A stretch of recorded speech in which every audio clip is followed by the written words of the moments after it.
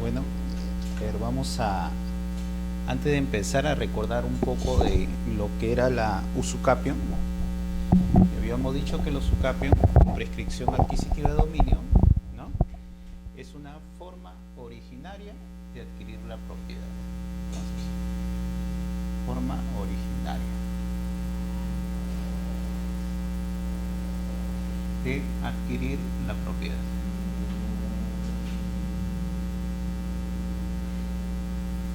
¿Y qué cosa era la propiedad? La propiedad es el poder jurídico que me permite usar, disfrutar, disponer,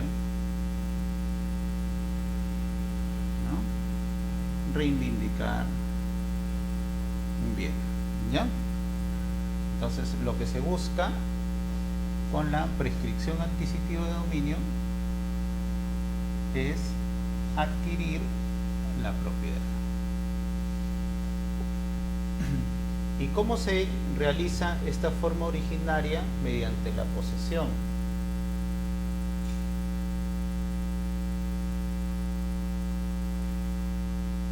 Como vemos, el uso, el disfrute, ¿no?, son referencias que también la tenemos en la posesión, pero no tenemos en la posesión lo que es la disposición. Por lo tanto, la propiedad es un derecho mayor a lo que es la posesión, que es un derecho menor, ¿ya?, menos atributos.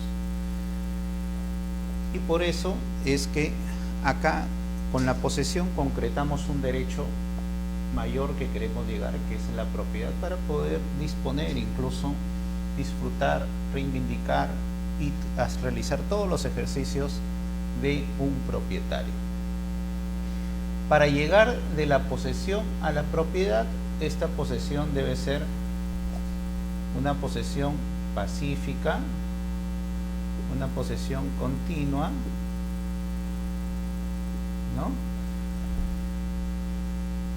una posesión en calidad de propietario.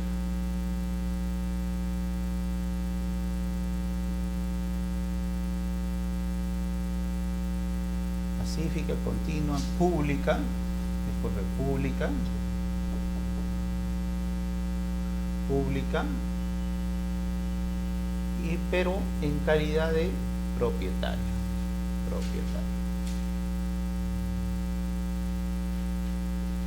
Y habíamos dicho que si yo a estos requisitos le auno o tengo aparte lo que es un justo título,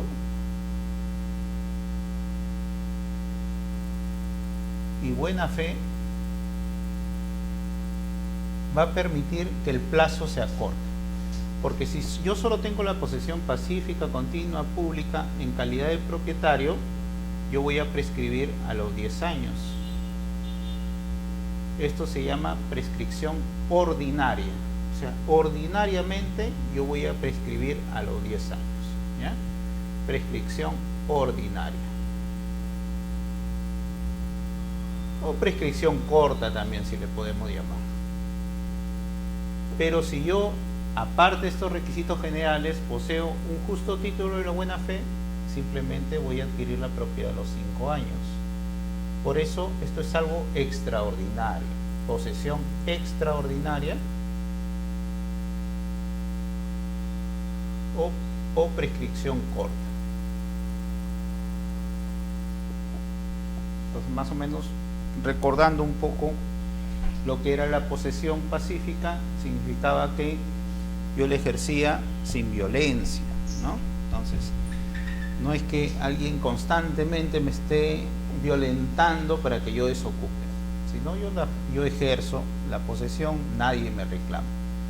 Continua en el periodo de tiempo, porque no es lo mismo que yo hoy día esté ocupando este predio y después me desaparezco 2, 3 meses, 4 meses, regreso, lo veo que sigue desocupado, otro día lo adquiero y después me voy a otro lado a vivir, y después de un año vengo, veo desocupado, me lo vuelvo a ocupar, pero ahí no hay continuidad, ¿no? La continuidad significa en el sentido que yo constantemente esté en el predio, y en todo caso yo incluso tengo la facultad de entrar y salir al predio, pero por AV, una necesidad quizá personal, yo tenga que viajar, pero siempre estoy con la posibilidad de poder ingresar al predio, y por eso es que se realiza en forma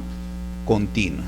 Se dice que esta continuidad, hay una presunción que si yo he poseído antes y actualmente estoy poseyendo, quiere decir que en el tiempo intermedio he estado con esa factibilidad de poseer. Pública, no tiene que ser una posesión escondida, sino tiene que ser una posesión que todo el mundo vea que yo estoy ejerciendo mi posesión material. Es una posesión de hecho, que en nuestro caso determina el Código Civil. Como propietario, ¿no? Yo no puedo alegar mi derecho de haber adquirido la propiedad si yo estoy poseyendo en calidad de usufructuario, por ejemplo, solo para el uso y disfrute, no, ni tampoco como arrendatario, ¿no? Es decir, solo para el uso pagando una renta, tampoco, tiene que ser en calidad de propietario, o un uso aparente como propietario, ¿no? Que todo el mundo sepa que yo soy el propietario de ese bien en forma pública. Y habíamos hablado que hay gente que, por ejemplo, si me encuentro como vigilante bajo las órdenes de otra persona a efecto de proteger el bien contra ahora la inseguridad ciudadana, entonces yo sería un servidor de la posesión, no estaría ejerciendo la posesión en calidad de propietario. El hijo es dependiente de los padres, ¿no? Y por consentimiento de ellos el hijo vive ahí porque hay un deber del padre de protegerle, darle habitación, alimentos y todo lo demás. Por lo tanto, él no podría quitarle el derecho al papá. Entre copropietarios, ¿no? Si nosotros, mis padres fallecieron, y mis hermanos y yo, por el derecho sucesorio hemos adquirido todo el patrimonio de mi padre que tenía o que llegó a juntar en vida, yo no puedo decir que yo estoy ejerciendo la posesión como único propietario y por lo tanto yo voy a adquirir este derecho. No, yo no le puedo irrogar un derecho que ya también lo poseen mis hermanos. Por lo tanto, cuando una persona fallece, todo el patrimonio pasa a lo que se llama una sucesión, que son todos los hijos, todos los herederos legales, y todos ejercemos la posesión como propietarios hasta después efectuar la división y partición. Y si uno de los hermanos herederos posee el bien, lo está ejerciendo en representación de todos los copropietarios que constituyen esa sucesión. La posesión en calidad de propietario pacífica, continua y pública, 10 años para nuestro Código Civil. En el caso peruano, ¿no?, se llega a adquirir. Lo habíamos visto en otros casos como España, ¿no?, son 30 años. Si yo a esto le agrego el justo título, ¿qué cosa era el justo título? Es un título que es válido, una justa causa, se dice, para haber adquirido, ¿no? Si alguien me transmitió la propiedad, en el caso peruano que tenemos, que es la transmisión de propiedad inmueble, por ejemplo, es obligacional. Entonces, si yo convengo con el propietario en que él me va a transferir la casa, él se vuelve el deudor con la calidad de darme esa transferencia, y yo como acreedor le puedo reclamar ese derecho, porque en el caso peruano la sola obligación de transferir hace al acreedor propietario de él, o sea, el comprador llega a ser el acreedor que le exige la entrega de la casa. ¿Y cómo lo puede materializar? En cualquier documento, porque no es un acto jurídico formal. En el caso peruano para poder transferir el derecho de propiedad de los inmuebles. Por eso bastaría un documento de fecha cierta, podría ser, ¿no?, elaborado por ejemplo, una legalización de firma ante notario público, ¿no?, o un juez de paz, o en su caso un instrumento público, o sea, una escritura pública de compra-venta, que lo podría hacer ante notario, ¿no? Entonces, donde yo vea que en verdad se me está transfiriendo el derecho de propiedad, el traslado de la propiedad. Entonces hay una justa causa por la cual yo he llegado a adquirir la posesión en calidad de propietario.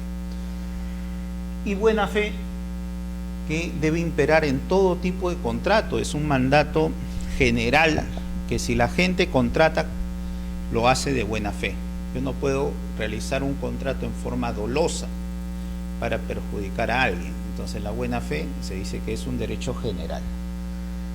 Y por eso nuestro Código Civil hace referencia que en este supuesto donde adicionalmente cuento con estos elementos, ¿no?, son 5 años o una prescripción adquisitiva extraordinaria.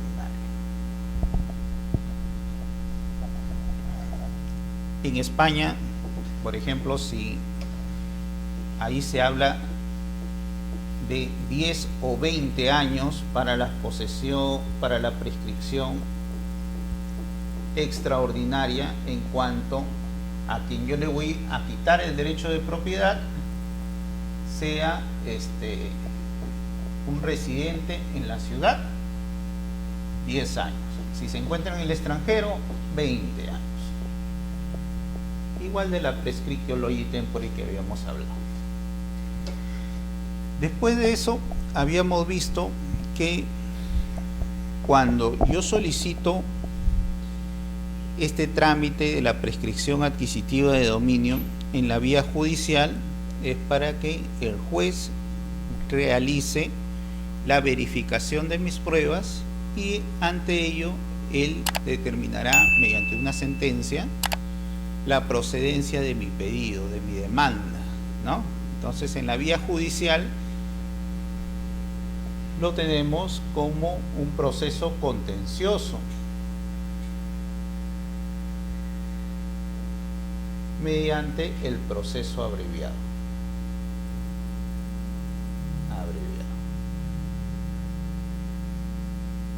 Contencioso.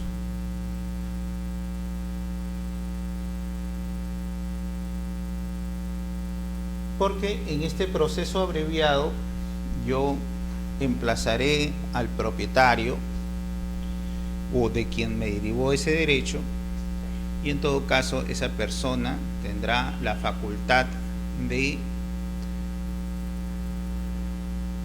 en su caso, participar como demandado y emplazado y alegar todas las defensas a efectos de proteger su derecho de propiedad.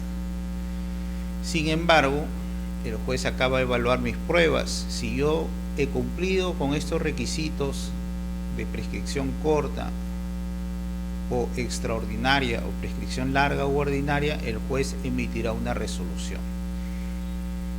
Esa resolución judicial es declarativa. ¿Por qué? Porque ya por el solo hecho de yo haber poseído los requisitos, el plazo posesorio, ¿no?, yo ya sustantivamente, conforme el derecho que me ampara, amparado en el Código Civil, yo ya soy propietario. Se convirtió mi derecho de posesionario en propietario, sustantivamente. Y por lo tanto, la sentencia que va a realizar el juez es una sentencia declarativa.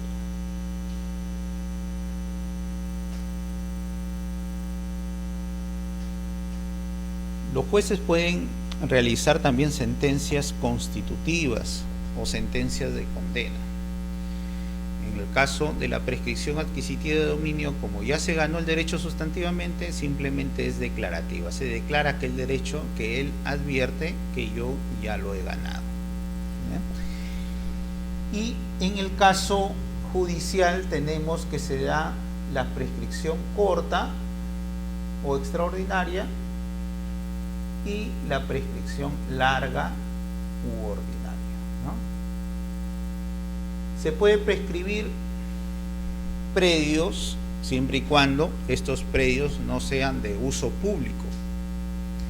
Y habíamos visto que por la ley 29.618 incluso los bienes privados del Estado ya no se pueden prescribir desde el 2010. Pero sin embargo, si yo ya gané el derecho antes de la expedición de la ley, porque las normas no son retroactivas, yo también podría alegar mi derecho de prescripción adquisitiva de dominio de bienes privados del Estado. Se puede prescribir dentro de estos predios que no sean de uso público, ¿no? Tanto predios urbanos, rústicos y urbanos.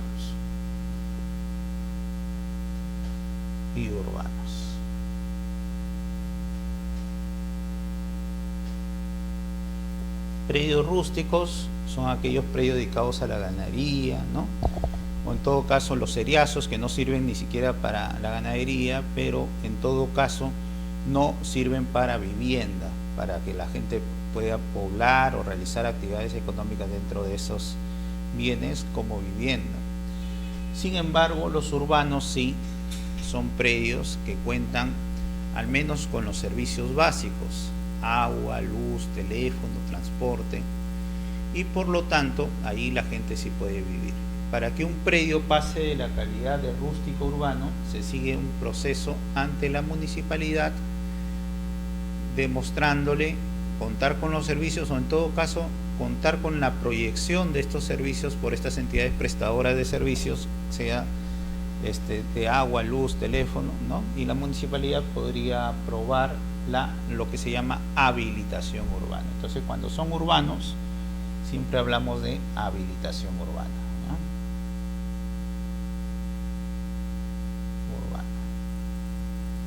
Y hay un montón de supuestos de tipos de habilitaciones urbanas, ¿no? Depende de la actividad que yo voy a desarrollar: industrial, local, residencial, ¿no? Etcétera. Entonces vemos que es contencioso, la sentencia es declarativa, se emite una sentencia, se da para las prescripciones adquisitivas largas o cortas, ¿no? Predios rústicos y urbanos. A nivel del proceso, uno puede pedir a registros una anotación preventiva de la demanda. Entonces, anotación preventiva de la demanda, ¿no? Como una especie de medida cautelar. ¿Qué va a buscar esta anotación preventiva a nivel registral? Va a buscar que se reserve el derecho de prioridad para que otras personas, si van a adquirir ese bien, ya sepan que en la vía judicial se está tramitando un procedimiento de prescripción adquisitiva, y así no puedan alegar desconocimiento en cuanto a la buena fe registral, ¿no? Que brinda registros públicos. Entonces es una anotación preventiva de la demanda, y puede darse tanto para predios inmatriculados y no inmatriculados. Inmatriculados o no inmatriculados, ¿no? Para ese tipo de predios. ¿Qué es un predio inmatriculado? Un predio inmatriculado, en nuestro reglamento de inscripción en el registro de predios, se hace referencia que es la primera inscripción de dominio o la primera inscripción que tiene un predio en registros públicos. Y cuando el predio nunca ha contado con una vida registral en la SUNAR o en registros públicos, se dice que es no inmatriculado, ¿eh? No inmatriculado.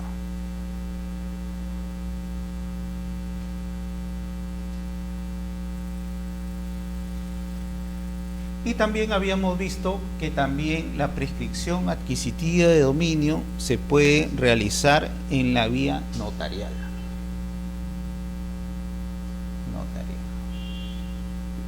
Y en la vía notarial se le ha dado una concepción diferente a la vía judicial en cuanto al procedimiento, porque en la vía notarial se dice que es un procedimiento no contencioso.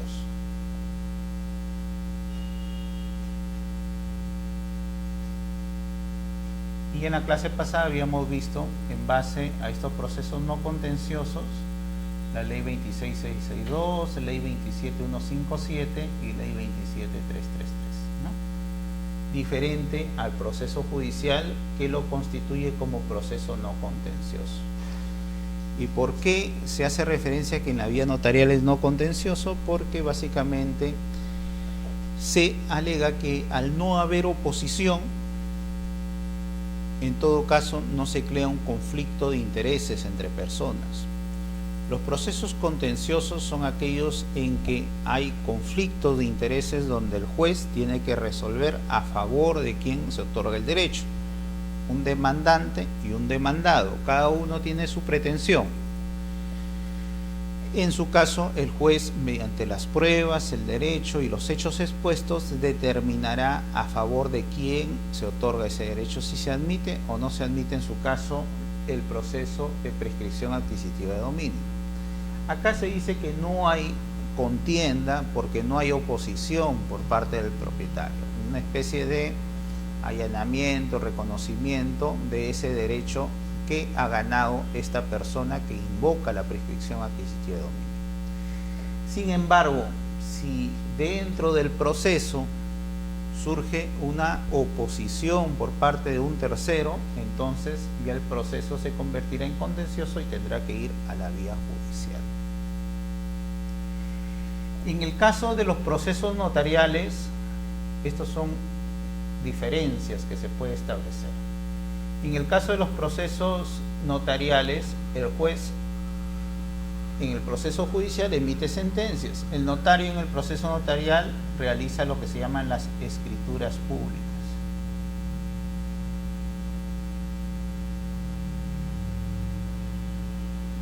Conforme lo determina la ley 27333.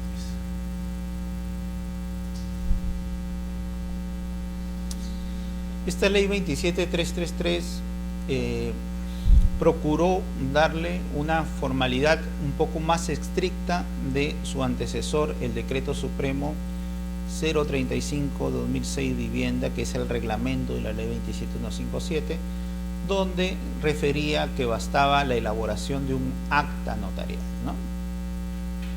Sin embargo, acá vemos que se ha dado una formalidad diferente en referencia a que tiene que escriturarse ese hecho. Y escriturarse en el sentido que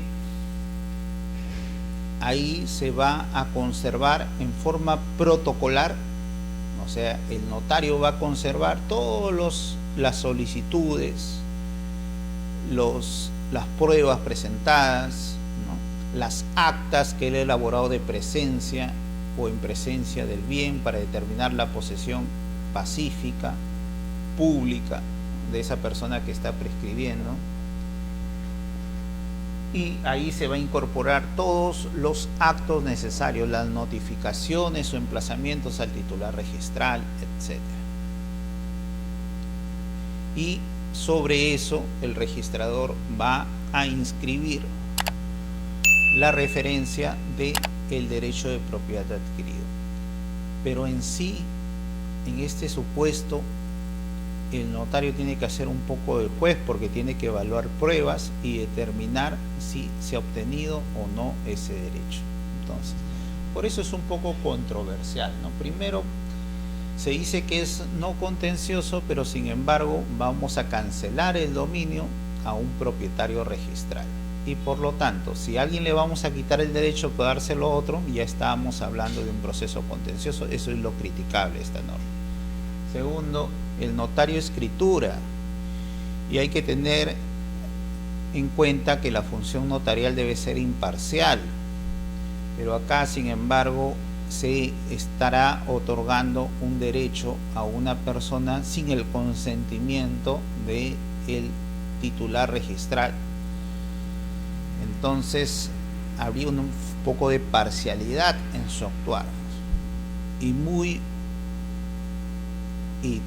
tenemos un conflicto más profundo en el hecho que los notarios públicos no tienen función jurisdiccional. Ellos no podrían alegar un derecho a favor de una persona en contra de otra. Sin embargo, esta norma lo que hace es ante la no oposición, bueno, irrogar un derecho a este oficial público que es el registrador, el notario público, ¿no? En el caso notarial solo se da para prescripciones adquisitivas de dominio largas o extraordinarias.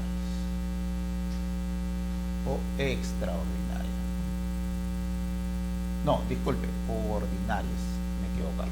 Larga u ordinaria.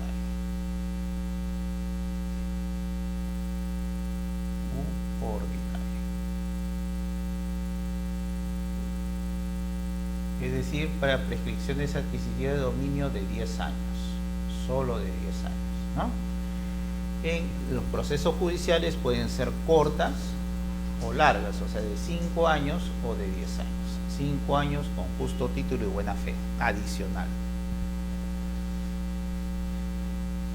Se dice largas o extraordinarias. En este sentido, solo se podrá prescribir a aquellas personas que demuestren la posesión constante, pacífica y pública en calidad de propietario y que hayan obtenido los 10 años de demostrar ese derecho ante los demás y ejercerlo él mismo. En cuanto a los predios, en el ámbito notarial solo se puede prescribir predios urbanos o de expansión urbana.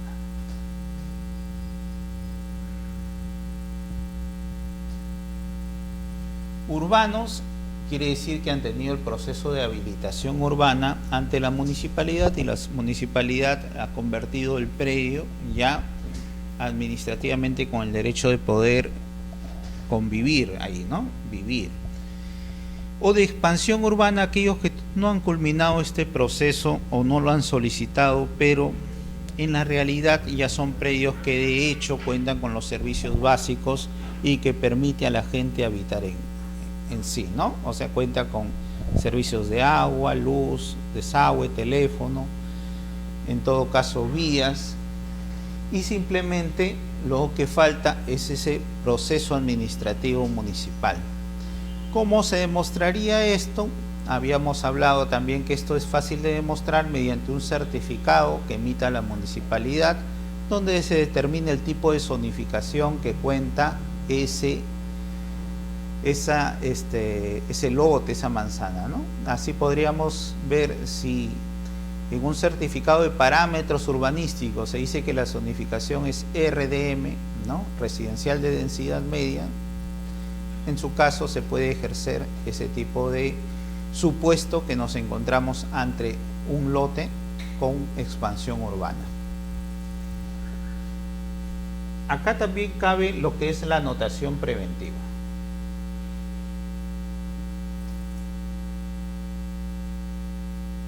Pero acá no estamos hablando de demanda, sino que estamos hablando de solicitud.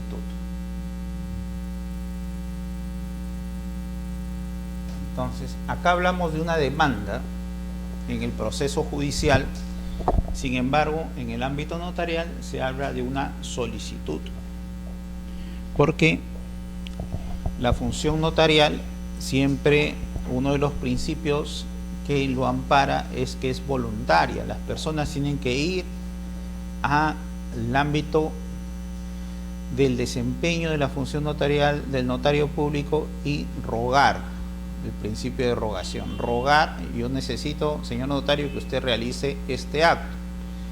Si es el determinar la presencia de un acto, un hecho jurídico, el notario elaborará un acta de levantamiento de lo que ve, lo que aprecia en ese hecho o acto jurídico.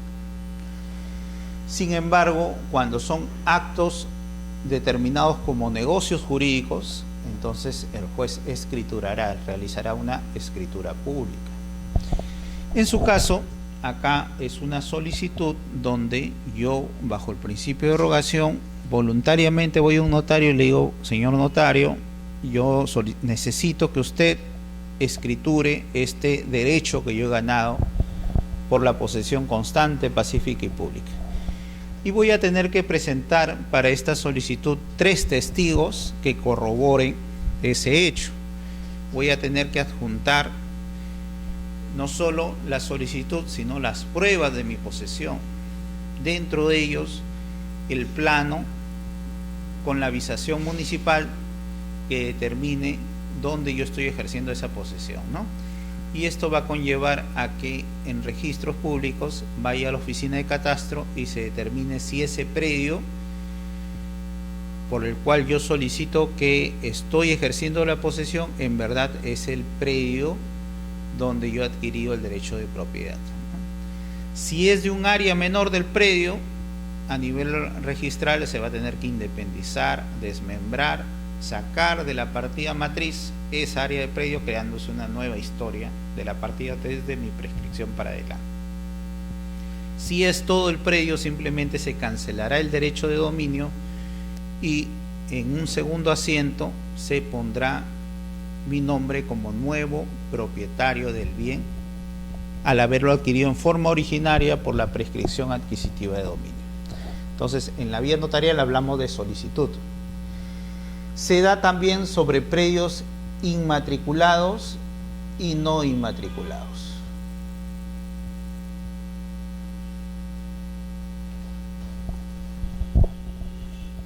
Antes solo se consideraba que era sobre predios inmatriculados. Esa era la apreciación que tenía nuestra jurisprudencia a nivel registral, porque se decía, si el fin es cancelar el dominio al anterior propietario, simplemente se está hablando de predios que cuentan ya con historia registral, porque no hay una forma de cancelar el dominio a alguien que todavía no ha ingresado al ámbito registral. Sin embargo, la concepción actualmente es que el hecho que no esté inscrito no significa que yo estoy cancelando el dominio, porque el dominio en el caso peruano no es constitutivo. O sea, no desde el hecho que yo me inscriba en registros públicos quiere decir que soy propietario, no. En el caso peruano es obligacional, ¿no? El solo acuerdo de voluntades y la obligación del propietario de transferirme el bien ya me está a mí transmitiendo el derecho de propiedad y se está cancelando el dominio de él. Por consiguiente, puede darse también predios no inmatriculados. Claro que hay una concepción diferente en el hecho que si yo estoy en posesión de un bien privado del Estado y antes de la ley 29.618 yo ya gané mi derecho, en ese caso el emplazamiento de todas maneras tiene que ir a aquella entidad que se encuentra bajo el amparo del registro de bienes del Estado, ¿no? Que es la Superintendencia de Bienes Nacionales. Y en su caso sobre ello se va a prescribir. Entonces acá vemos unas diferencias básicas de lo que era el procedimiento judicial en comparación del procedimiento notarial de la prescripción adquisitiva de dominio o usucapio. ¿Hasta ahí todo bien? ¿Sí se acuerda de todo? Ah, ya, se han estudiado entonces.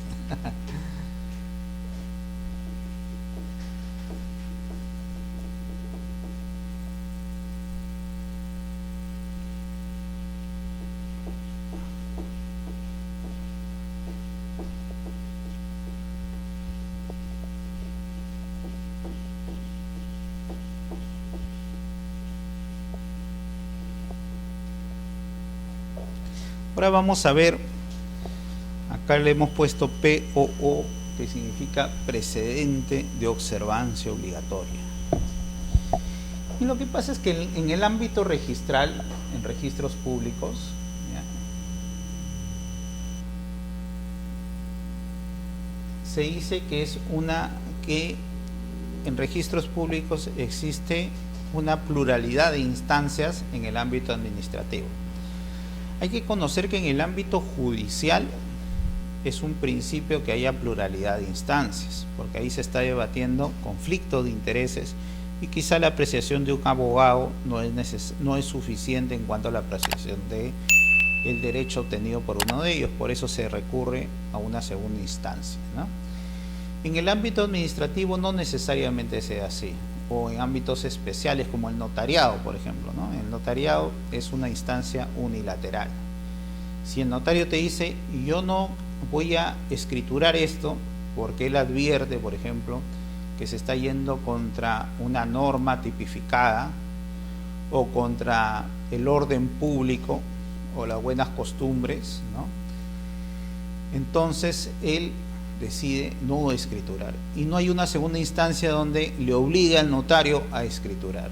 Lo que sí existe son organismos supervisores, ¿no? Si yo he sido mal atendido, me quejaré pues ante Indecopi por una mala atención. Pero sin embargo, si yo advierto que el notario está incumpliendo alguna función tipificada, ¿no?, conforme el artículo 149 de la ley del notariado, entonces yo lo podré denunciar administrativamente ante el Colegio de Notarios y el Tribunal de Honor, en su caso, determinará o no mi razón en cuanto a la amonestación de ese notario, ¿no?, por el incumplimiento de su función. En su caso, a nivel notarial, por ejemplo, hay una sola instancia, es una instancia lineal. En el ámbito administrativo se puede dar una sola instancia y se puede dar 2, 3 instancias, depende cómo el ámbito o la entidad administrativa haya determinado sus referencias en cuanto a su procedimiento administrativo en sí. En el ámbito registral, por ejemplo, se habla que existe 2 instancias.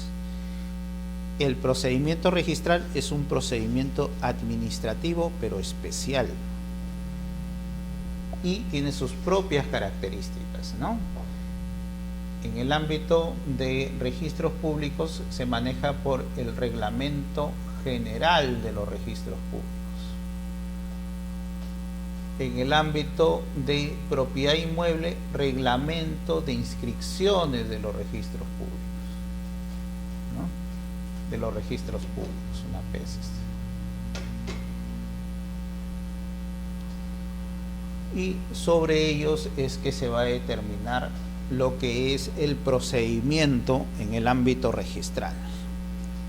Sin embargo, por ejemplo, en otra entidad administrativa, como las municipalidades, irán a la Ley General de Municipalidades, ¿no?, a la Ley de Procedimientos Administrativos Generales, la Ley 27444, ¿no?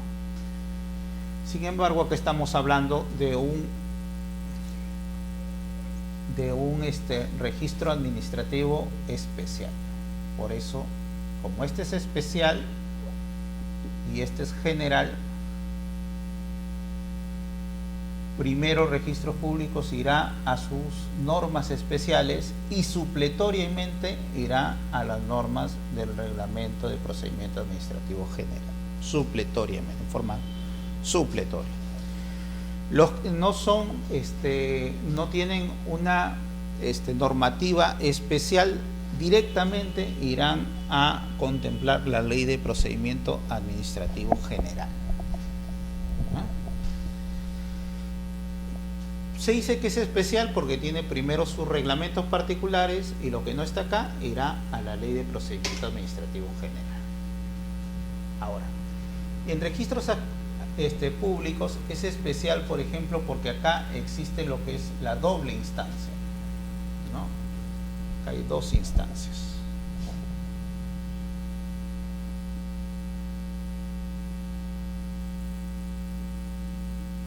La primera instancia será el registrador público.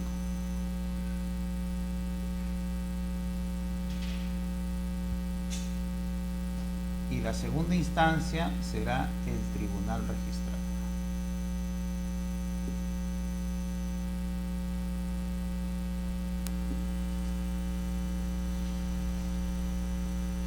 Entonces, si el registrador público en sí no inscribe el título porque lo observa, lo liquida o lo tacha sustantivamente, tacha sustantiva, entonces yo podré apelar ante el tribunal registral. ¿Qué hago? Apelo. Se apela lo que el registrador en primera instancia observó. El tribunal registral, por su parte, al igual que en la vía judicial, los tribunales de la Corte Superior, ¿no?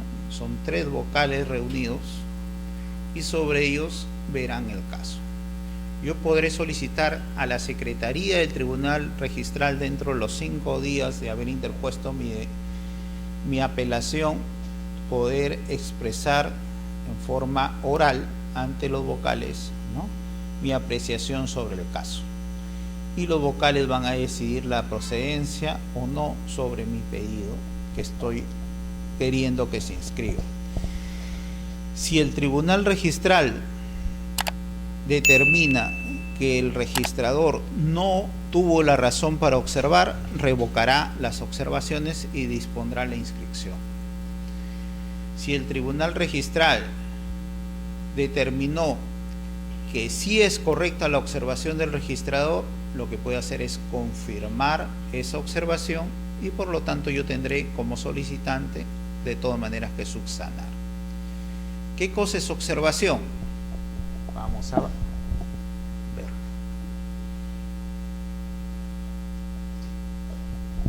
Una observación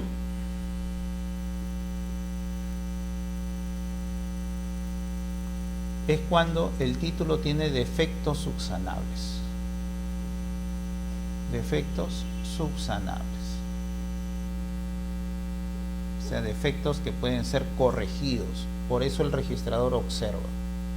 Y el tribunal, como le digo, puede confirmar observaciones o revocar observaciones. Cuando los defectos son insubsanables,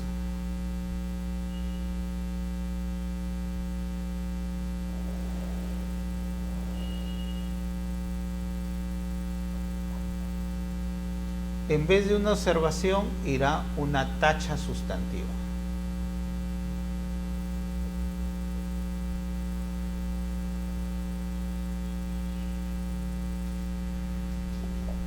Tacha sustantiva son cuando son defectos insubsanables.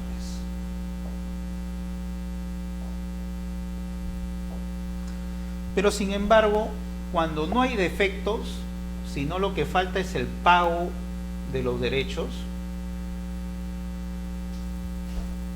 de derechos registrales, o sea, el dinero, básicamente, el pago de las tasas registrales, lo que se hace es la liquidación.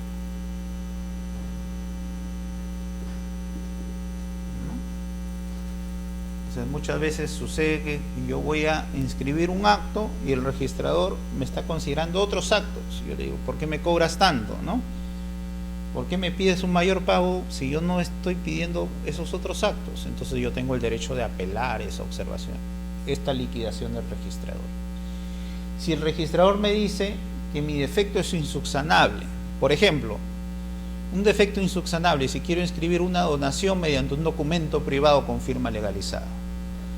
Nuestra normativa del Código Sustantivo nos dice que las donaciones tienen que ser por escrituras públicas y ahí sí sanciona como nulidad el hecho de no haber seguido esa formalidad. Y es una excepción, ¿no?, donde en ese acto jurídico sí es formal, ese acto o negocio jurídico.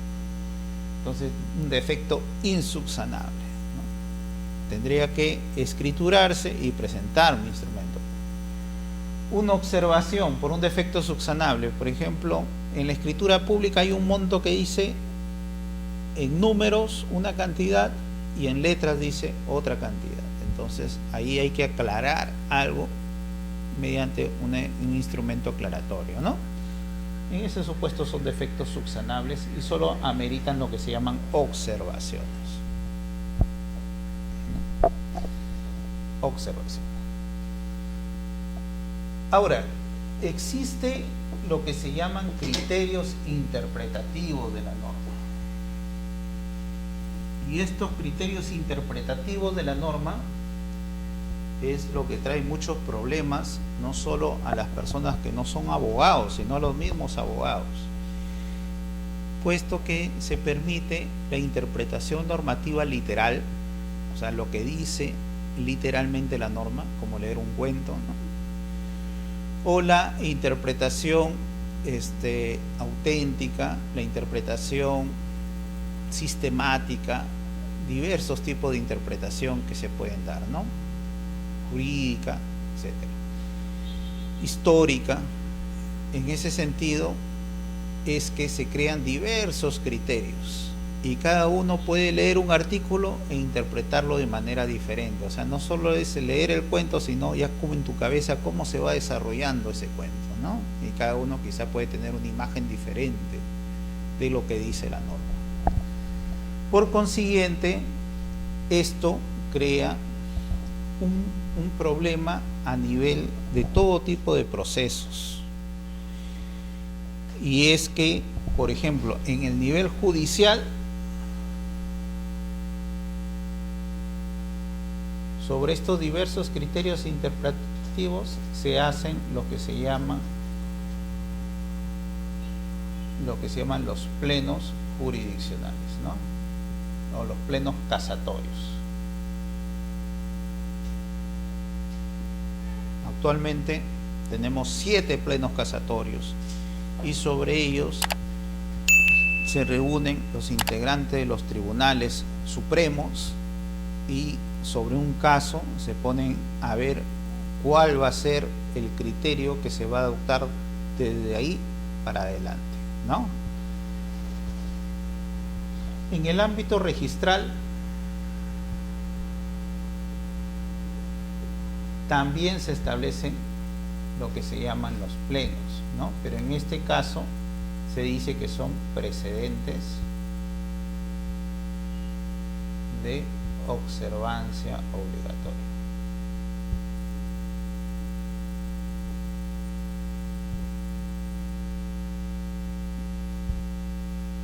Corte Suprema, la reunión de todos los integrantes de la Corte Suprema, pero acá se reúnen lo que se llaman todos los integrantes de los diversos tribunales registrales a nivel nacional.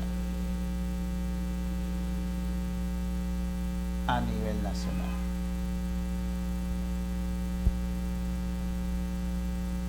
Corte Suprema a nivel nacional, ¿no?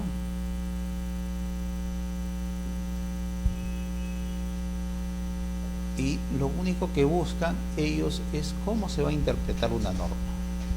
Y esa interpretación que dan, ya tenemos los vocales a nivel registral. Por ejemplo, a nivel registral existen en Lima 3 salas. Cada sala está compuesto por 3 vocales. En provincia, ¿no? 2 salas. Y cada sala interpuesto por 3 vocales. Y sobre esos hay un presidente de la sala, que es un vocal, ¿no? A ver, 9, 6. Hay 3 salas. Cada sala por 3, o sea, tenemos 3, 6, 9, ¿no? Hay 2 salas, 3, 6, 9, 15, 1, 16 vocales a nivel nacional, ¿no? Y esto lo tenemos, que es la reunión de todos los integrantes del tribunal registral a nivel nacional. Los 16 vocales se reúnen. Y entre ellos proponen temas también de interpretación. Estos temas de interpretación, cuando son acogidos por mayoría de los vocales, 2/3, una mayoría calificada, llegan a constituir los precedentes de observancia obligatoria. Igual que en este caso los plenos casatorios, ¿no? Plenos casatorios, la casación. Los plenos casatorios a nivel judicial, ¿no? Estos precedentes de observancia obligatoria en el ámbito de la prescripción adquisitiva de dominio se han dado diversos tipos de precedentes de observancia obligatoria que están rigiendo actualmente ya, ¿no?, como un criterio a nivel nacional para poder no tener estos diferentes pareceres sobre una misma norma y en la aplicación de diferentes casos que se presentan. En el caso de nosotros que estamos por el sistema legal del Civic Law, donde una ley única se debe aplicar a diferentes casos, a diferentes tipos supuestos, entonces la interpretación se puede dar de manera diferente de la ley conforme al caso. Entonces estos plenos lo que buscan es que haya una interpretación única para que nosotros podamos aplicarlo a diferentes casos bajo una interpretación única, y en esto va a redundar lo que se llama el principio de la predictibilidad. Yo como usuario tengo que saber si el acto que voy a rogar va a ser o no va a ser inscrito, y eso es la predictibilidad que deben dar las entidades, dentro de ellas las entidades administrativas. En el caso de registros públicos es una entidad administrativa bajo el amparo de una ley administrativa especial, ¿no? Por eso se dice que es en el ámbito administrativo especial. Por ejemplo, acá habla que resulta procedente la inscripción de la prescripción adquisitiva de dominio tramitada notarialmente respecto a terrenos que cuenten con edificaciones, aun cuando la edificación no haya sido materia de un procedimiento. Entonces, uno puede incluso tramitar la prescripción adquisitiva de dominio actualmente bajo diferentes supuestos. Si yo estoy buscando, lo que se busca es regularizar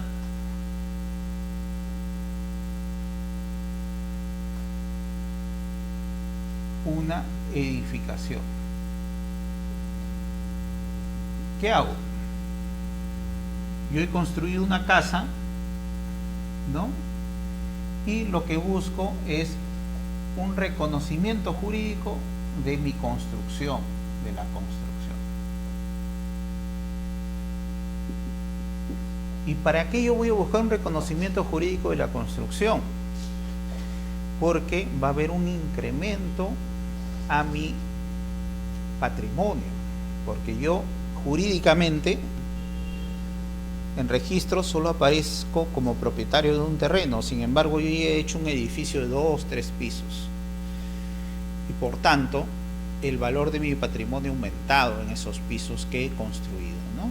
Entonces, para poder tener, que todos tengan conocimiento que mi patrimonio ha aumentado, yo ser más solvente, que por la accesión todo lo que se adhiere a mi propiedad ya es parte de mi patrimonio, por consiguiente yo necesito regularizar ese derecho. Entonces, cuando uno venía a lo que es la regularización de edificaciones, surge la ley 27157. Esta norma permitió en un origen regularizar edificaciones, ¿no?, bajo la declaración ya no municipal, porque yo simplemente nunca pedí licencia, o si pedí licencia nunca pedí la conformidad, o si pedí la conformidad y la licencia nunca pedí el reconocimiento de mi declaratoria de fábrica ante registros. En esos supuestos la municipalidad ya todo su observo administrativo, si yo había pedido licencia, ya no existe. Entonces me van a pedir de nuevo, realiza otro trámite administrativo. Eso me encarece los costos y aparte todos los requisitos municipales me van a aplicar los parámetros actuales y puede hacer que mi edificación en la actualidad ya sea una edificación irregular, ilícita incluso, porque ahora me limitan solo a 2 pisos y yo tengo una edificación ya hace 10, 20, 30 años de que son de 4 pisos, entonces no podría obtenerlo la licencia. Entonces, para esto la ley 27157 permitió lo que es la regularización de edificaciones bajo el amparo de un verificador. Y un verificador, que es un arquitecto o ingeniero, puede ser un verificador común cuando yo soy privado, o puede ser un verificador ad hoc cuando yo pertenezco a una entidad pública. Pero en su caso, un verificador especializado, pero en su caso, bajo el amparo de un verificador que es un arquitecto ingeniero, yo realizo el trámite ya no ante la municipalidad, porque la municipalidad sé que no me lo va a dar, sino ante registros públicos ese reconocimiento. Entonces este verificador responsable, que también se llama así, indaga los parámetros a la fecha que yo edifiqué. Por ejemplo, yo edifiqué en 1985, entonces va a ver los parámetros a esa fecha, ¿no? Porque las municipalidades quizás le dan parámetros solo actualizados. Entonces yo voy a esa fecha, veo mi reglamento nacional de edificaciones, veo las ordenanzas municipales y veo que sí era una edificación lícita, entonces yo pido el reconocimiento de esa edificación. Pero esta ley conllevó a que cuando la gente pedía la regularización de edificaciones se daba cuenta que no era el propietario, sino el propietario era otra persona. ¿Y por qué recién me doy cuenta? Porque yo he vivido siempre en esa casa, nunca fui a registros públicos porque la verdad es que no tenía la necesidad de ir a registros. Ahora que tengo la necesidad de ir a registros públicos, veo que nunca inscribí ese papel de transferencia de propiedad, ¿no? Entonces se crea lo que es el procedimiento de prescripción adquisitiva de dominio en la vía notarial. ¿Y qué pasaba entre este supuesto, donde el propietario era otro? Esta ley me permitía que en este supuesto, como acto previo, yo pueda tramitar lo que se llama la prescripción adquisitiva de dominio o el título supletorio en su caso, pero a nivel notarial. Y por eso es que surge esta necesidad. Entonces, en el ámbito registral siempre se decía, bueno, estás participando en el ámbito notarial, pero ojo, para buscar que se inscriba tu titularidad de dominio y poder declarar lo que es las edificaciones. Pero sin embargo surge la ley 27333 y en esta norma dice que incluso uno puede prescribir o realizar la prescripción adquisitiva de dominio notarial sobre terrenos, solo que la condición es que sean urbanos o de expansión urbana, como habíamos visto en ese cuadrito de diferencia.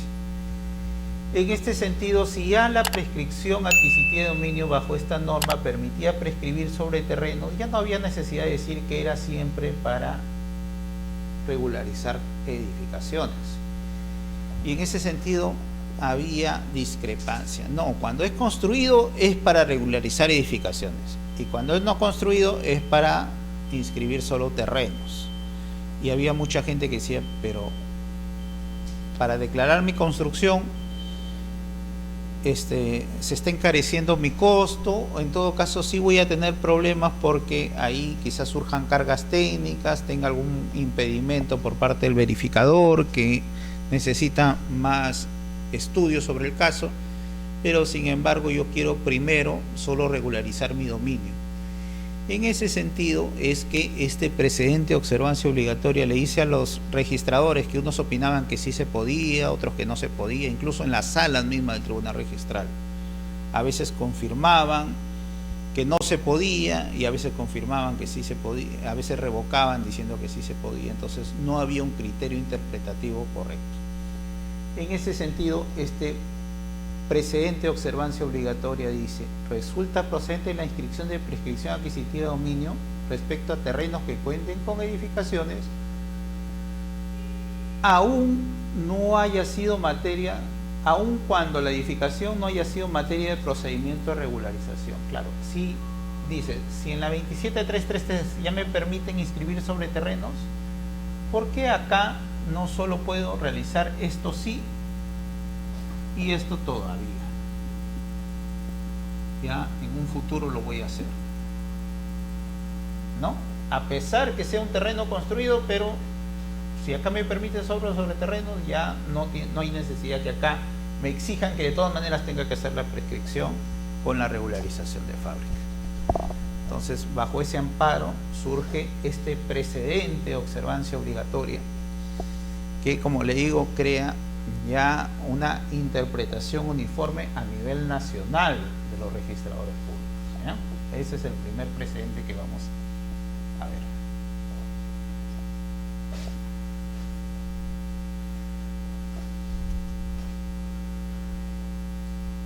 El segundo precedente, la anotación preventiva de demanda o de solicitud de procedimientos no contenciosos. La anotación preventiva de solicitud de inicio de un proceso no contencioso no constituye acto previo a la inscripción de la declaración definitiva.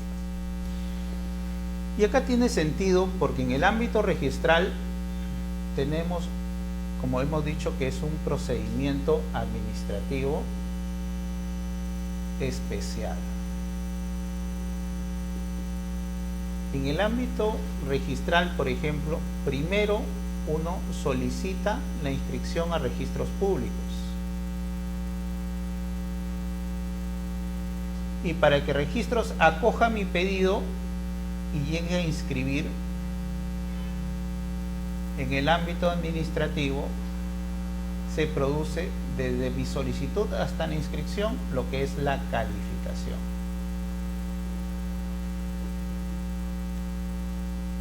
Eso es en el ámbito de los procedimientos administrativos especiales de los registros públicos. No se da así en el ámbito del procedimiento administrativo general.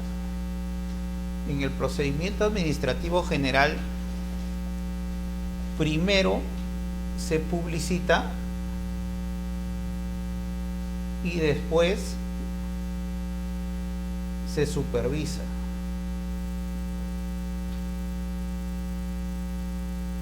Y si esto que he publicitado con la supervisión, yo puedo declarar la nulidad de esta supervisión, ¿no? Que esto está nulo.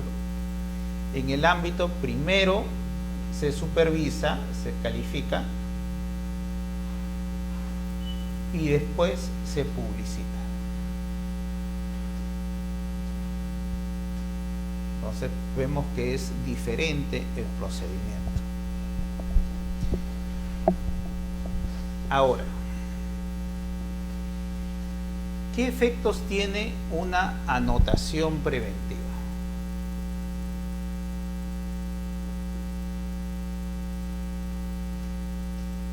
Una anotación preventiva se dice que es una inscripción, pero provisional.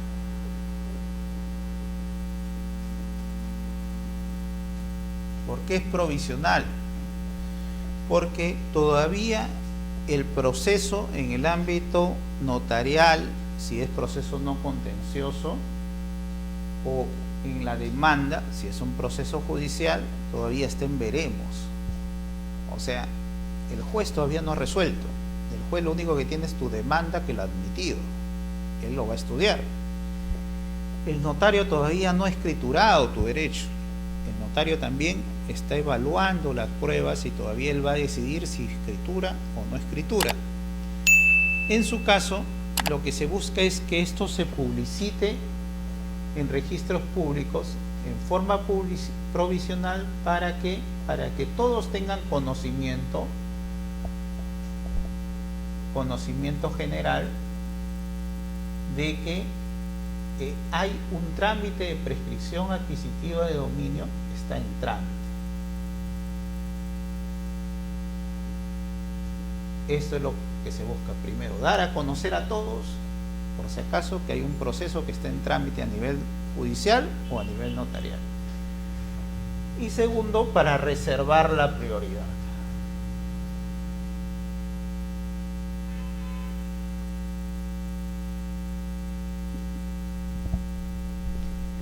Y para qué yo quiero que la gente conozca que existe un procedimiento en trámite. Lo que pasa es que desde la fecha que se realiza la anotación preventiva,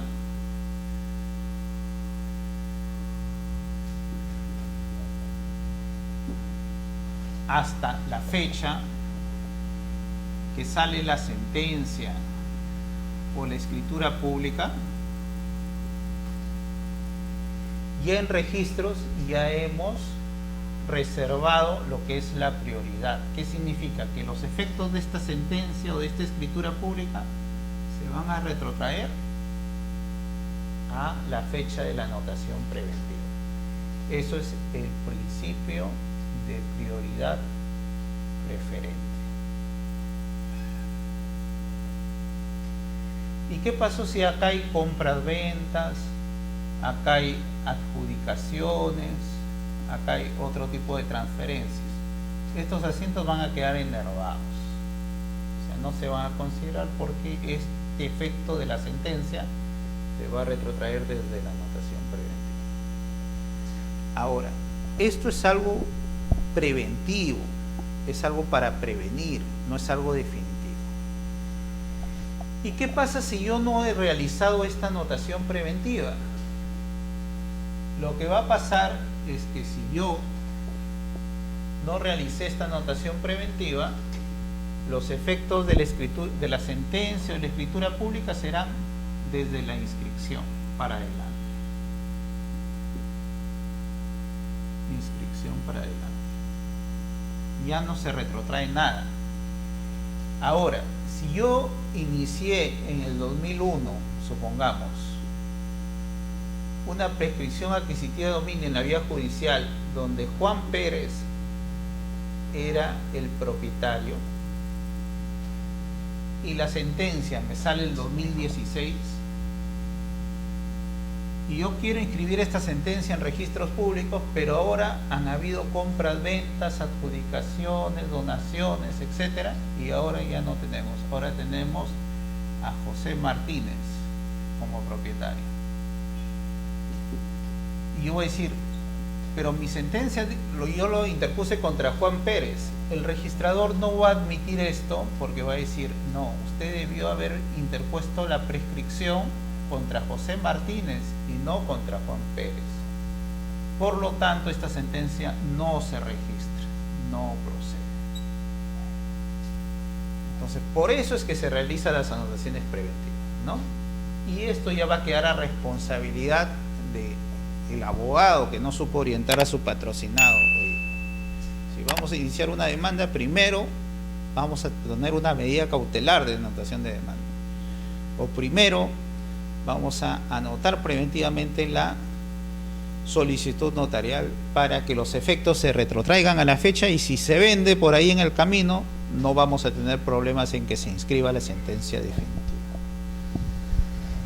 Entonces, lo que determina este precedente es que esta anotación preventiva, donde dice que debe efectuarle el notario o que puede solicitarle el juez o que debe solicitarlo el prescribiente, ese debe, que literalmente dice así, hay que interpretarlo como que puede, es una facultad, si él quiere hacerlo. Pero si no lo hace, ojo, va a ser bajo su responsabilidad, porque puede hacer que al final un proceso judicial, por ejemplo, de 10 años, al final nunca se llegue a inscribir, porque no se emplaza al actual titular registrado. ¿Ya? Eso es lo que nos dice nuestro segundo precedente de observancia obligatoria.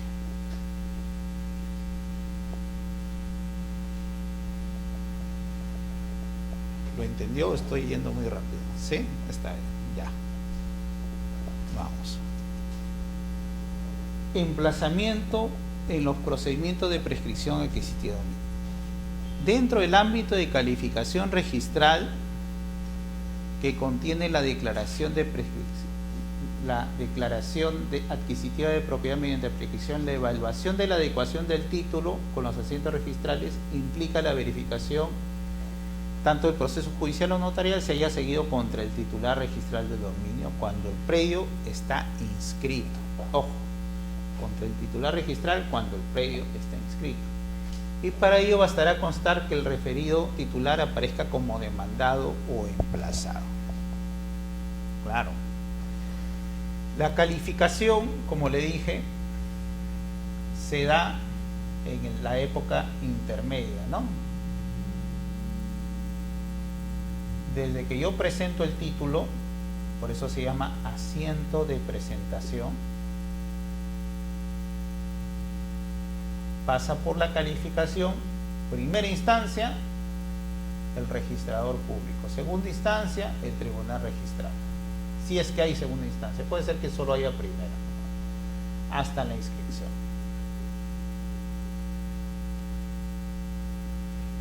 ¿Y qué comprende la calificación? ¿Qué debe ver el registrador? El registrador debe ver, por ejemplo, los requisitos de validez del título, ¿no? Que sea un título válido. La validez, tenemos la validez estructural en referencia a que no haya ahí la falta de un presupuesto, un elemento, ¿no?, del acto jurídico, o en todo caso de requisitos del acto jurídico, ¿no?, o causas de anulabilidad, hay una vulneración en cuanto a la libertad de los contratantes, ¿no?, porque ha habido un error, violencia, intimidación, o sea, lo que se llaman vicios de voluntad. En su caso, él tiene que determinar que todo sea válido, ¿no? La formalidad del título.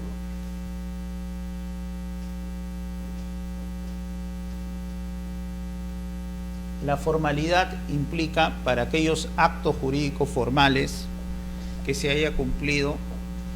O sea, un acto jurídico es formal cuando la ley le determina una formalidad específica, ¿no? Por ejemplo, una donación tiene que ser por escritura pública bajo sanción de nulidad, es un acto jurídico formal. Una compraventa no es un acto jurídico formal. Yo lo puedo hacer en cualquier documento, en cualquier papel, lo puedo instrumentar.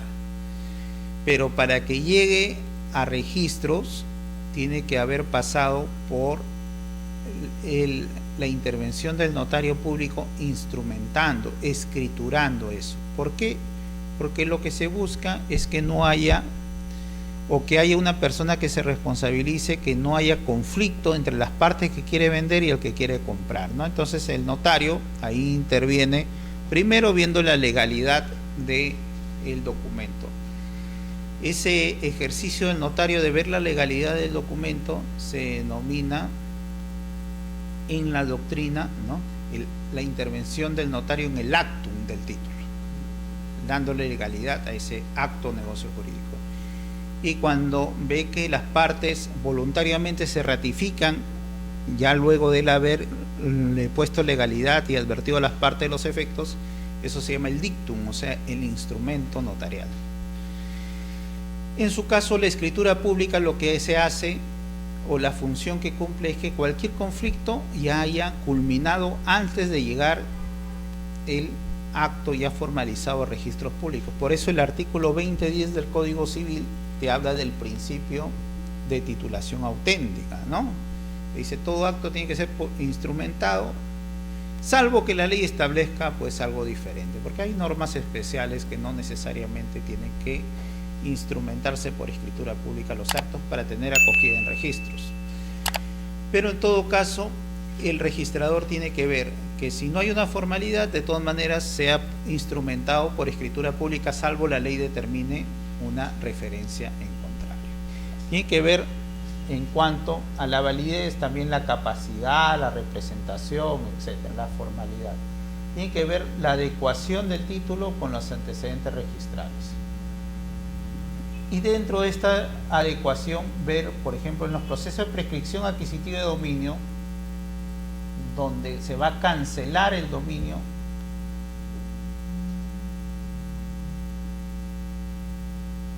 al titular registral, tiene que ver que por lo menos esa persona que se diga en la prescripción adquisitiva de dominio que Juan Pérez es el titular registral,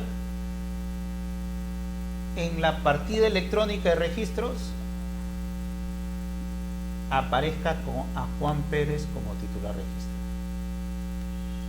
O sea, que haya esa adecuación, porque si acá no aparece Juan Pérez, entonces no habría esta adecuación registral, ¿no? Y dentro de otros supuestos que también da la norma. Entonces, esto comprende la calificación 6. Una misión muy importante, ¿no? Más que un juez, porque el juez ve la legalidad, ve la formalidad, quizá ve los hechos, pero acá tenemos que ver incluso en el ámbito, por ser especial, un poco más juiciosos en cuanto a la formalidad y en cuanto incluso a la adecuación. ¿Y por qué tanto se protege al titular registral? Se protege al titular registral porque registros, lo que garantiza al titular registral es lo que se llama la seguridad jurídica en el ámbito estático. ¿Qué quiere decir eso? En el ámbito dinámico es que todas las personas que quieran contratar vayan a registros y averigüen cómo está la partida registral y a nombre de quién está. Entonces yo me animo a contratar con esa persona. Pero en la parte estática significa que cuando yo ingreso como propietario, nadie puede disponer de mi propiedad sin mi consentimiento. Y en este caso, si se me están entablando un proceso de prescripción adquisitiva de dominio donde me van a cancelar mi derecho, por lo menos yo tengo que estar enterado. Porque puede hacer que al final yo diga, no, sí tiene razón, hace años le vendí, pero nunca escrituramos, y bueno, en vez de buscarme a mí, quiere ese nuevo adquiriente de la persona que yo vendí, quiere prescribir el bien, ya, pero ese bien ya no es mío, entonces no hay ningún problema. Y por eso es que en este supuesto advierte al registrador público, oye, dentro de tus funciones de calificación, por si acaso, cuando es prescripción adquisitiva de dominio, fíjate en esto, le dice, fíjate en esto es importante. Entonces, al registrador, esto más que algo interpretativo, le viene un deber, ¿no? Un deber adicional. Y le dice, por si acaso, en estos casos, muy aparte de ver que si el lote es correcto, la partida electrónica es correcta, que si Catastro te dijo que sí, que estaba dentro de ese predio y cosas técnicas así, algo relevante es que veas tú la protección del titular registral, porque él está amparado de la seguridad jurídica en el aspecto de la estática, ¿ya? Y no dinámico.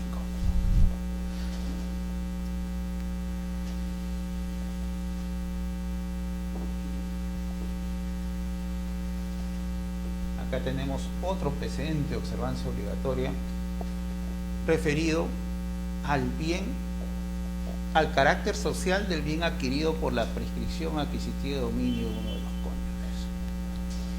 Y lo que pasa es que dentro de las sociedades gananciales uno puede tener bienes propios y bienes sociales. Entonces, cuando yo me caso y no hago separación de patrimonios, todos los bienes que adquiera dentro del matrimonio supuestamente serán con el fruto y el esfuerzo de ambos esposos, y por lo tanto constituimos una especie de copropiedad especial en este caso, donde no se busca la partición, sino que se conserve mientras dure el matrimonio esos efectos de copropiedad especial.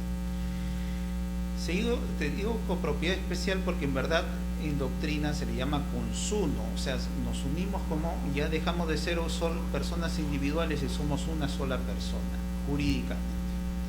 Pero en todo caso, para que sea más entendible, ¿no? La participación de ambos en todos los actos como si fuéramos una sola persona. Los bienes adquiridos por prescripción adquisitiva durante la vigencia de las sociedades gananciales se presumen sociales. Y acá viene una referencia. Está bien, los bienes que me donaron y yo estando bajo el amparo de sociedades gananciales son propios, porque me lo han donado. No, mi esposa no ha intervenido en el esfuerzo de adquirir esa casa, sino me lo dieron a mí porque me tienen cariño, etc., ¿no? Pero lo que yo compro, ahí sí, porque yo estoy disponiendo de un patrimonio de la sociedad, y como consumo estoy disponiendo de un patrimonio de los dos. Los bienes adquiridos por compra-venta sí van a ser nuestros, de ambos, porque lo hemos adquirido por compra-venta.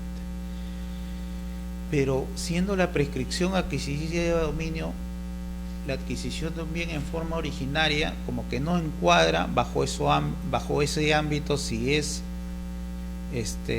oneroso o si es gratuito, o sea, si yo pago o si yo lo adquiero como donación. Acá no hay donación porque nadie me lo transfiere, no es derivada. Tampoco es oneroso porque yo no estoy pagando, es una adquisición originaria, yo no le pago a nadie, sino yo adquirí el derecho por la posesión. En este supuesto, a efectos de determinar bajo una interpretación ya literal que todo lo no contemplado en los supuestos de bienes sociales, de bienes particulares se presumen sociales, entonces acá hay una presunción. Y una presunción que lo determinado el tribunal registral en base a los bienes adquiridos por prescripción. Dice, como no se encuadran dentro de los supuestos de bienes propios, cuando estoy sujeto a una sociedad de gananciales, por ejemplo los donados, los que son las condecoraciones, los libros, como no se encuadra ahí, todo lo demás supuestamente es social. Entonces de ahí han encuadrado este supuesto de prescripción adquisitiva de dominio. Por parte de la doctrina ha habido un poco de crítica, ¿no? En el sentido que si yo estoy adquiriendo el bien por la posesión y quizá ya mi cónyuge con la que me casé enamorado, pero a los 2 días desapareció el amor y ya se fue a otro lado, ¿no? ¿Por qué va a adquirir ella también este dominio si ella no está ejerciendo una posesión? O viceversa, ¿no? La esposa abandonada, ¿por qué en cuanto a ese padre es considerado que se fue, apenas se enteró que estaba embarazada, se fue y nunca vino? ¿Por qué él se va a beneficiar con esa adquisición de la prescripción, ¿no? Entonces, en el ámbito doctrinario se ha dado ese supuesto. Si la prescripción se gana en base a una posesión física y no una intención de poseer, superada la teoría de Savigny, ¿por qué esa persona se va a beneficiar con la propiedad? Entonces acá hay un contrasentido en cuanto a la interpretación de esta norma, pero lo que se ha buscado es una solución un poco más generalizada, porque podría darse diferentes supuestos, pero hay que tomar bajo el principio de predictibilidad, irnos por uno o por otro sentido de la interpretación, y el tribunal registral en este caso se ha ido en base al derecho y no en base al hecho de la posesión, ¿no?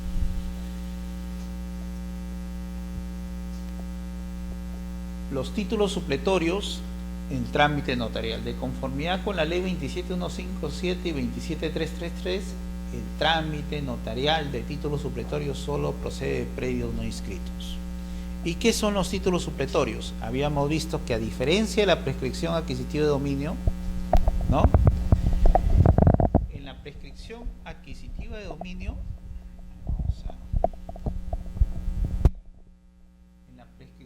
adquisitiva de dominio, yo era un posesionario que adquiero el dominio. De posesionario me paso el dominio o propietario, ¿no?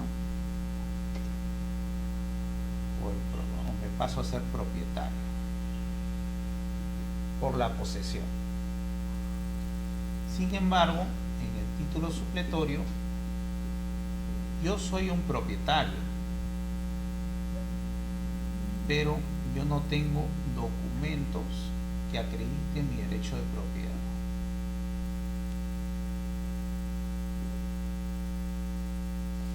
Entonces, lo que se busca en el título supletorio es que haya estos documentos que acrediten mi derecho de propiedad. Acá lo que se busca es convertir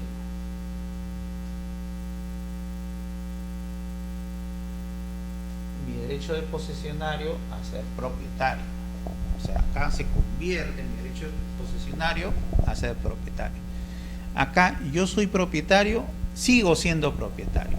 Acá se sigue siendo propietario. Ahora, esta referencia del título supletorio lo tenemos en el artículo 2018 del Código Civil, y básicamente es una forma por la cual se permite la incorporación de esos derechos de propiedad a registros públicos, una especie de facilitar que registros acoja a aquellas personas que son propietarios y que nunca han tenido vida registral. Bajo ese supuesto es que el trámite de título supletorio se dice que solo se da para predios no inmatriculados, ¿no?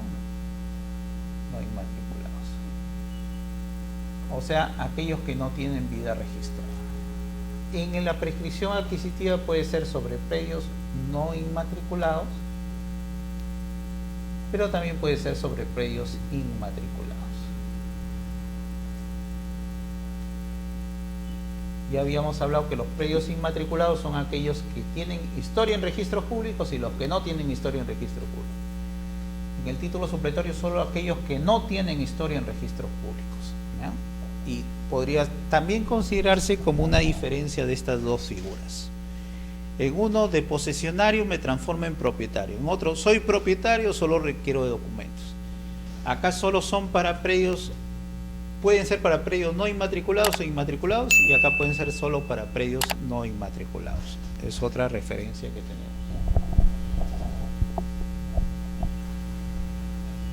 Acá tenemos también la supresión de un requisito formal en cuanto al trámite registral.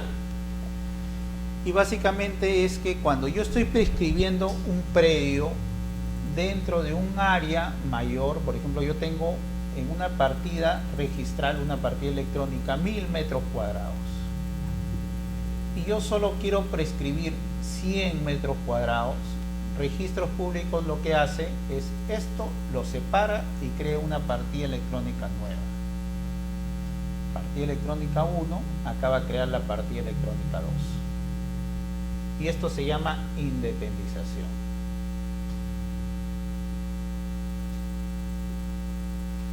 En el ámbito registral así se llama, independización.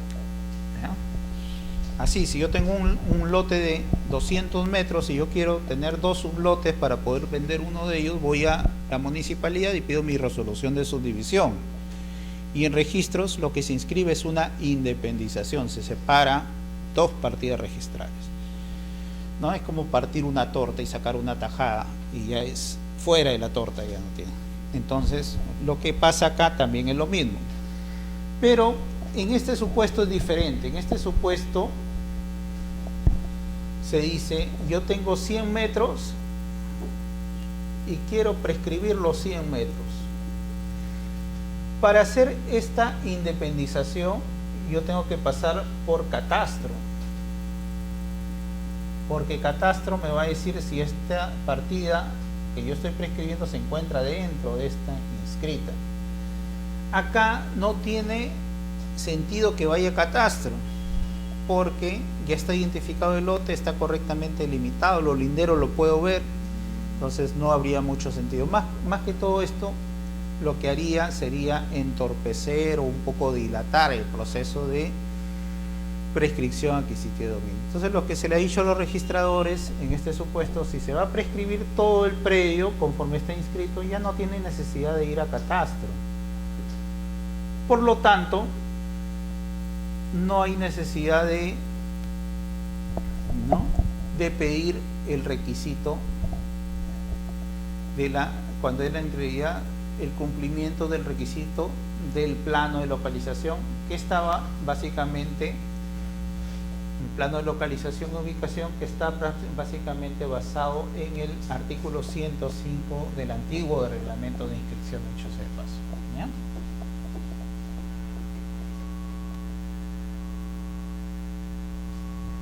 Ahora tenemos un reglamento de inscripción del año 2013 y esto se dio en el ámbito del 2009, pero básicamente dice lo mismo. Prescripción adquisitiva del Estado en aplicación de la ley 29618. Esta ley 29618 hace que los predios privados del Estado ahora ya no sean prescribibles, pero como las leyes no son retroactivas, esta es de la expedición 2010 para adelante, entonces todos aquellos que adquirieron su derecho antes de esta norma, sí procede la prescripción adquisitiva de dominio. Y todos los que se dan después de esta norma, no procede la prescripción adquisitiva de dominio. Esta consigna se tuvo, pero ¿qué pasó? Resulta que un señor interpone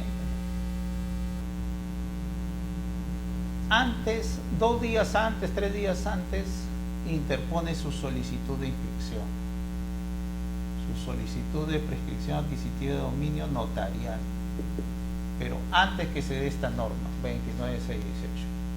Y cuando el registrador está en calificación,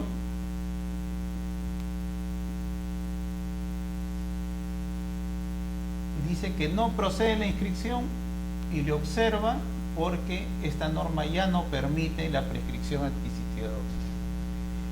Lo que el tribunal acá dispuso es, como esto se había iniciado antes de la dación de la ley y que las normas no son retroactivas y no son desde su vigencia para adelante, en este caso sí procedía, por más que la calificación y la inscripción se esté dando posterior a la ley.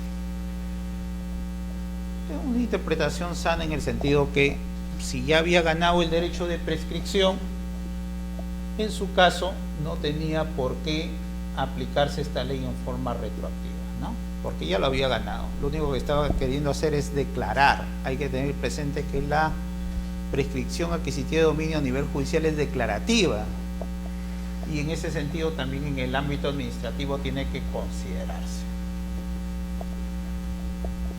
Entonces, son criterios interpretativos en referencia a esta prescripción adquisitiva de dominio. En cuanto a la formalidad de planos, también es una referencia de que la competencia y responsabilidad va a cargo del notario público y no del registrador. O sea, un registrador no puede decirle a un notario, ¿sabes qué? Esa prueba está mal dada. Entonces, ese certificado de posesión está mal expedido, o esos recibos de agua, luz que te están dando no son los correctos. Igualito acá pasa, ¿no? Te dice, esos planos le falta este requisito de visación. Entonces, un poco incidir dentro de las pruebas del procedimiento. En este sentido, lo que ha buscado el tribunal es un poco delimitar la función de calificación, ¿no? Y hacer referencia que en su caso de la prescripción adquisitiva de dominio, incluso ya es competencia y responsabilidad del notario y no del registro determinar si se pidieron bien o no se pidieron bien los planos dentro del proceso como prueba.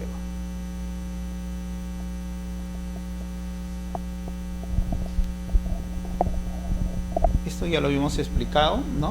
En cuanto al ámbito de la calificación de las anotaciones preventivas, que no era un requisito necesario por parte del registrador. Bueno, eso es todo. Espero que les haya servido de orientación en sus procesos que van a seguir. Muchas gracias.